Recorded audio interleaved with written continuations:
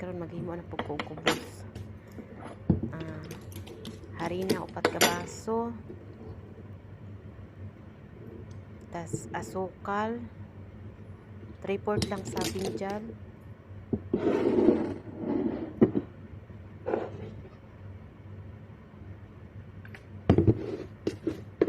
Tas asin 3/4 sa kutsara. Tubig balik 2 ka baso na guys, pero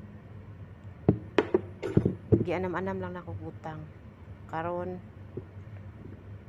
masaho na ni siya.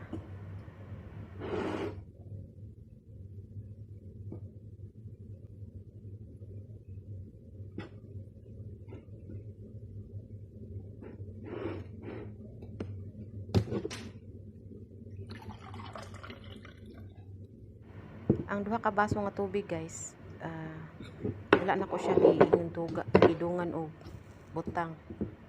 Wala siya dungang og tunga.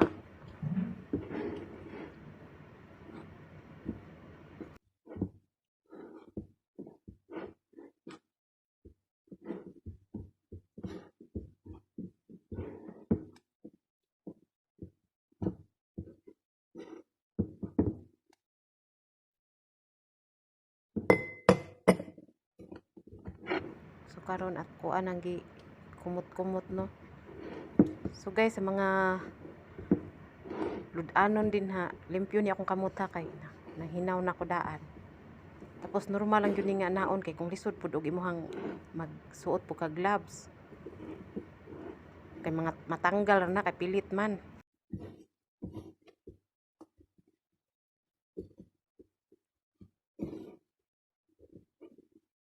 Sige, masa lang, masa hangtod nga kuan na ni siyang harina.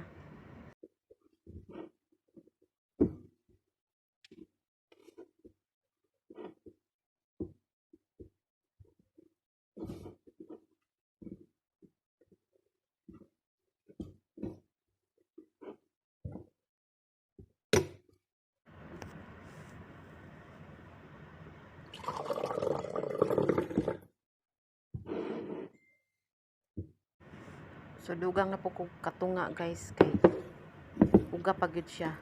Nagwanta lang gyud og kuan hantod nga mahalo gini siya ug maayo.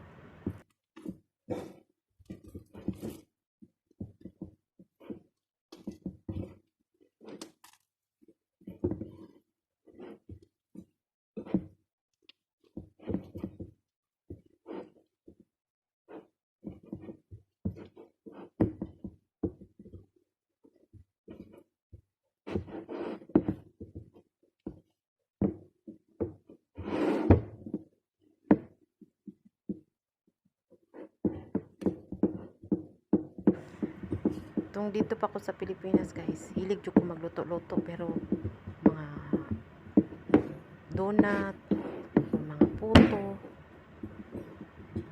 So ang akong pagka hilig magluto, nadala jud ako diri kay diskarte jud todo. Labi na hutan og tinapay diri. Diskarte kam kakita kag harina. Anda lutuon para lang na kay makaon. Eh, kung di ka diskarte, mo na magutman ng uban.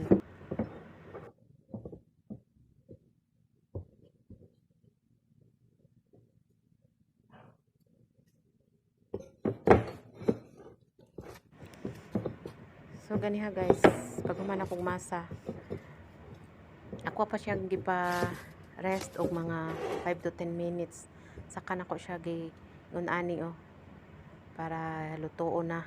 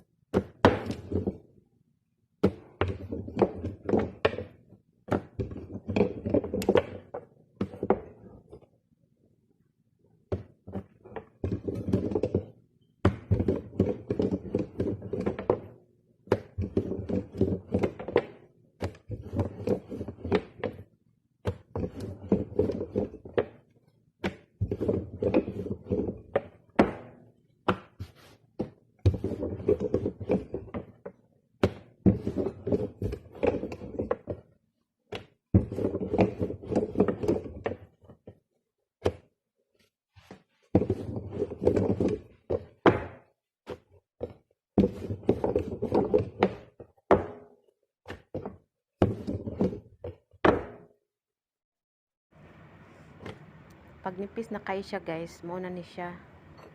Pahira na ni siya og mantika or naamoy kanang butter. Okay po ang butter kay humot. Pahiran gud siya ang tanan ang ang isa ka kubos bago siya irolyo. Irol na pud siya. Ana lang.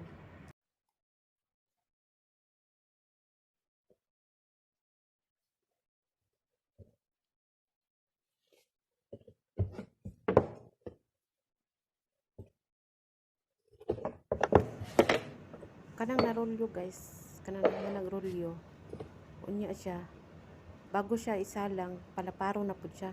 So balikon lang gyapon to nato ang procedure guys na ipisod siya tapos manipis na pahiran og mantika tas rolyo na pud masa na pud para mulapat panipison siya tapos salang.